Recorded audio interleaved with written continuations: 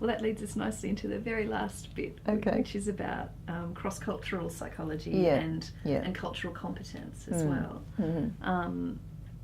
How does culture influence the way you work in social work?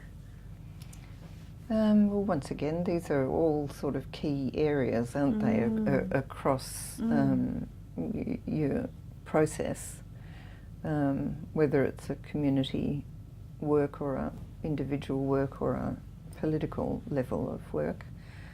And I guess I would just more say that, like,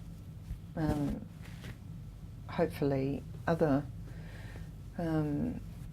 middle-class professions, social work is beginning to really unpack itself around that and start to kind of interrogate how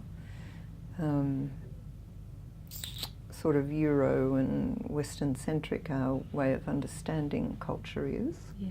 We understand our culture, but working you know, more directly with other cultures, because Australia's an island. It's taken us a long time, you know, to actually encounter others, and so it's, you know, that's one of the things that's really growing in social work, as sort of an understanding of very different ways of thinking and being and understanding social and interactional life. Yeah. Do cultural barriers tend to affect how clients are able to seek out social work services? Yes, definitely. Yes, you know, language barriers and cultural barriers, and particularly some of, like I was saying before, the sort of mandatory work where you know, somebody from another culture is outraged an Australian norm and therefore is in the sort of legal system or the child protection system or something, and so social workers have a lot to navigate in terms of helping people to understand what's expected and what's not expected, and also learning from the other side of it.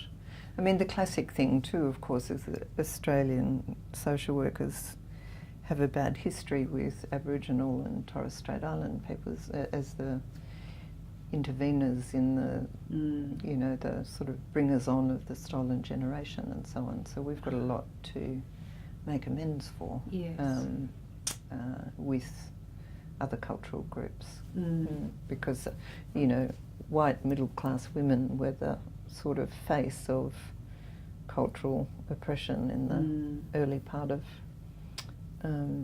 Australia's history. Yeah. And so that's a challenge for our profession. Oh, absolutely. And ours as well. So in recent times, have social workers, do you do some cultural competence training as a part of your training? Yes, absolutely. Absolutely. And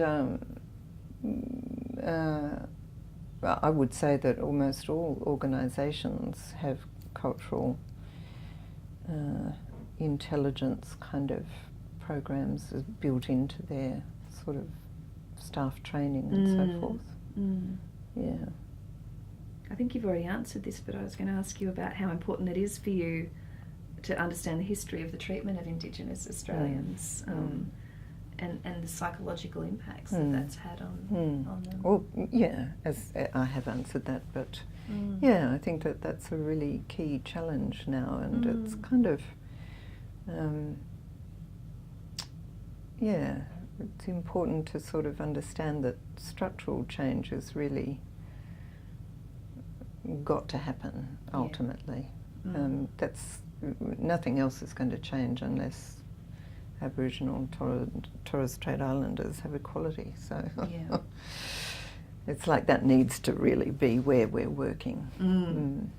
And lastly, do you have any tips for students about to help them develop their cultural competence skills? I think it's the important thing is to sort of appreciate one's own inevitable ignorance and bias, and to just have everything in you open to understanding something in a different way, and to bracket your judgment. Human beings are very judgmental. We are. So we've got to learn to manage it.